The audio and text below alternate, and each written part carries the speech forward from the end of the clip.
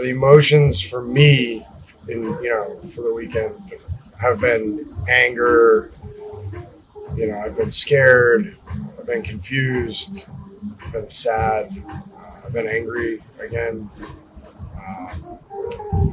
It's been a lot. Like I'm still processing it really right now. I don't, there's obviously like tons of information still coming forward, and everybody's hurting. We obviously tried to like really support the athlete group, in what they were doing, which was most important for at least what we were doing. If our athletes wanted to compete, then we were going to stand with them and tell their story the best we could. But I don't know how I feel about the whole thing, really. Still, right now, I'm very sad crushed for his family. I feel like this was avoidable. I honestly just don't know what to think about it right now. I'm not looking forward. I need time to process this, and I'm really interested to talk to the athletes more and understand, from people that are close with the family, what their wishes are and how they feel.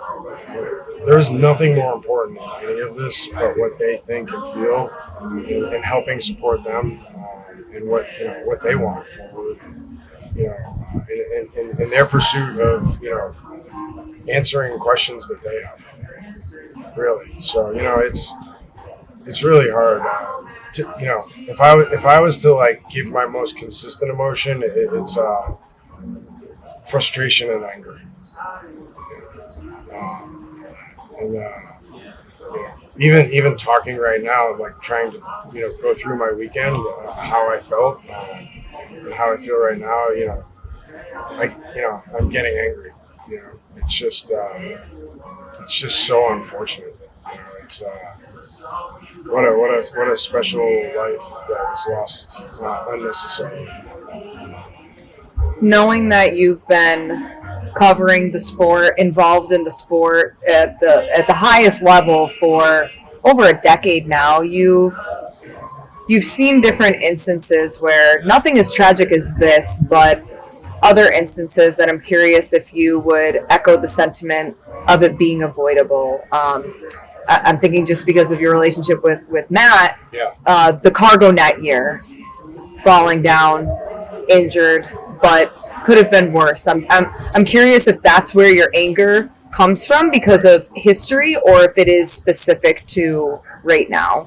Yeah, we have a lot of history that I think contributes to how we feel in moments like this, and I think in the immediate emotion and reaction is I haven't felt safe for my friends before. And I go back to that, and you just talked about, I think, a story that maybe I wouldn't even put tops on the list of not feeling safe. It's like there's been a lot of situations in the water, and hindsight's always 20/20. I think, but when I look back, it's I think my predominant emotion in the moment was that this could have been anybody, and heavily with my involvement with Matt, it could have been him at any point. I mean, people who take themselves to the limit for points, in the water, it gets very dangerous. And I think that has to be something that is on all of our minds when we run competitions. I've been in this situation. I've run a large event with mass participation swims, and when people compete, they don't think, they trust me in that moment, and we trust the people that organize the event, that if we're going to take ourselves to that edge and to that limit, that, we're going to be cared for.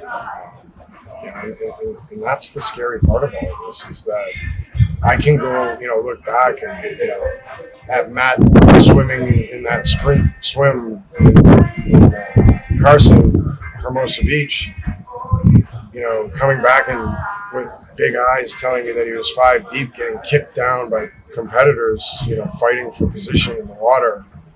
And at the time, you almost laugh those things off because they come home, and it's just, there's a lot to unpack with that. It's like, when you look back at those things did we just skate for years, swimming great lengths in the ocean around the pier and in Madison, across that lake,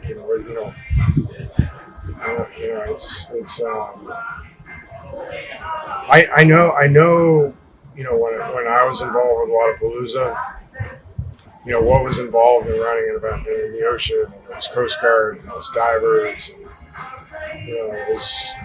it was scary. Like, the most stressful day of my entire career, my days of my entire career have been the swims that I was involved in running the event at Wadapalooza, because I knew what was at stake. And we've had situations in the water, and I know, we were prepared for it.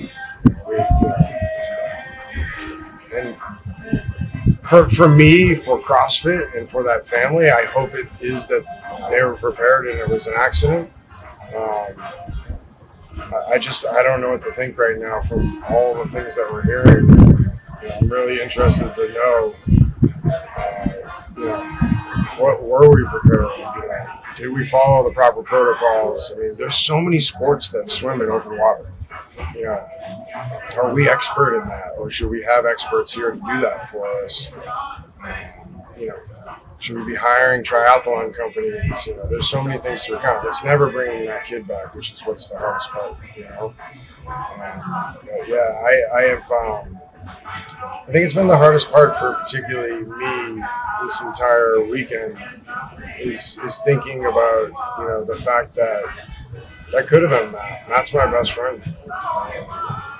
And I knew I knew Lazar. I wasn't close with him. I ran events he was a part of, Dubai, Waza. I've been around him a lot. That could have been anybody Thursday. And I think, that's what's scared me the most through all this is I think all of them come out scared. And then their worst nightmare came true that somebody was lost. And I think they all immediately thought, wow, like, I just almost died. Because many that we coach and care for on a daily basis for their training and competition had a lot of trouble in the water. They were backstroking, their heart rates were at their limit for 40 minutes. I don't know, it's a lot. It's a lot to try to unpack. You were in person at the swim event? I was not. I was at an event, an HWPO event running, and our head coach Steve Fawcett called me and said, "You need to get here right now." And I was like, "What's going on?" He's like, "They can't find Lazar." I was like, "What do you mean they can't find Lazar?" He's like, "Just get here." And he knew already what had happened. He didn't tell me. The first people I saw were Steve Fawcett and Michelle Otando. And that was the emotion. They were just scared. They didn't even know what happened, but they knew what they received out of the water with the athletes that they were caring for. And I think that was immediately their feeling was like, oh, any of them, this could have happened to you. It's just unthinkable. Do you think that at this point, again, emotions and feelings can change, but at this point, do you think that the CrossFit Games will continue? I do. Yeah. I think there's a path, but there's a lot of work to be done for that to come true. And I think the athletes need to be heard. I think all of us that have had a lot of history in the sport and contributed to it want to be heard and want to be a part of how we tighten this up and make this safe forward. I don't even know what that looks like. I love the CrossFit Games. It's my favorite week of the year every year. It's changed my life. It's changed Matt's life. It's changed my team's life. And every one of these kids every year it does.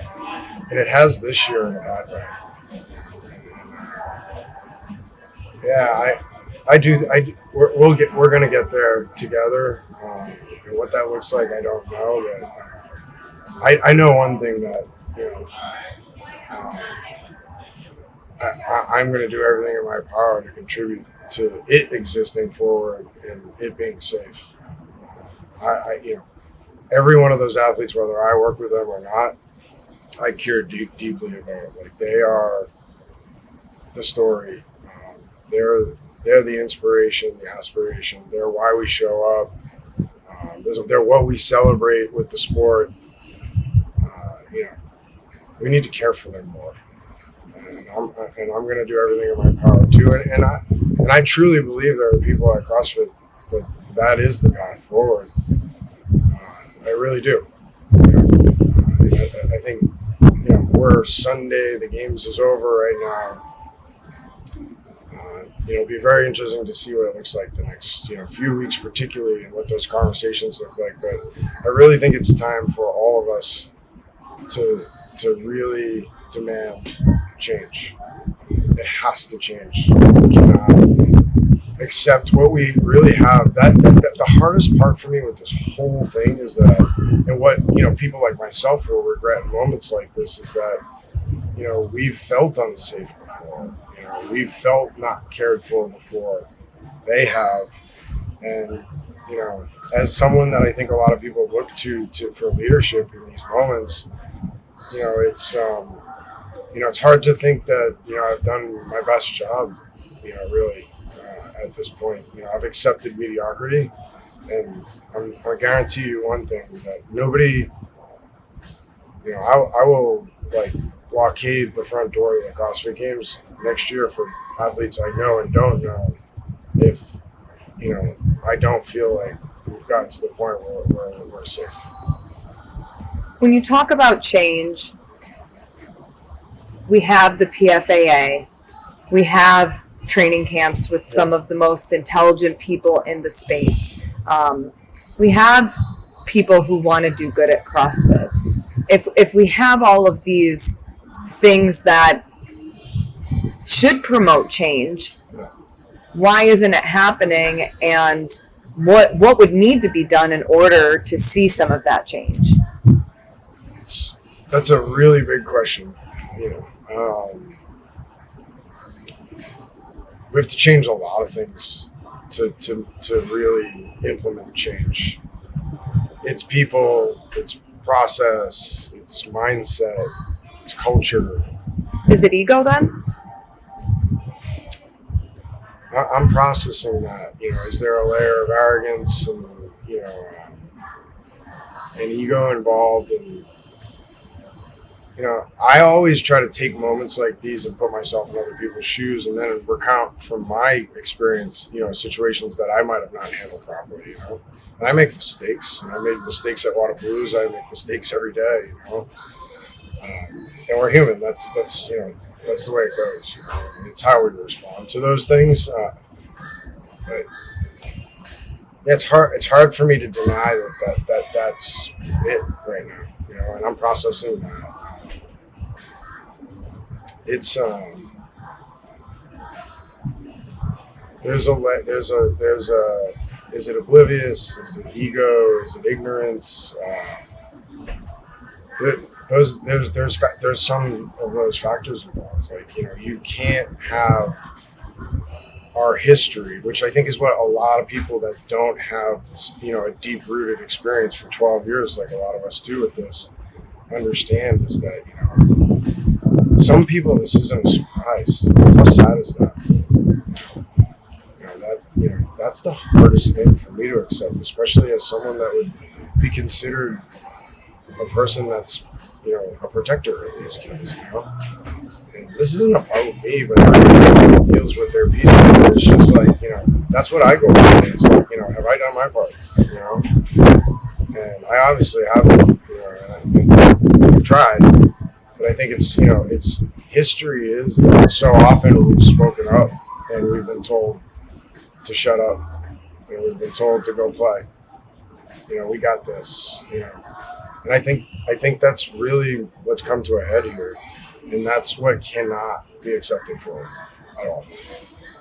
Bar none. If there's anything that comes of this, Like, we cannot accept anything but what is right forward and what's best for the athletes and their safety. And I'm gonna put all my energy towards that.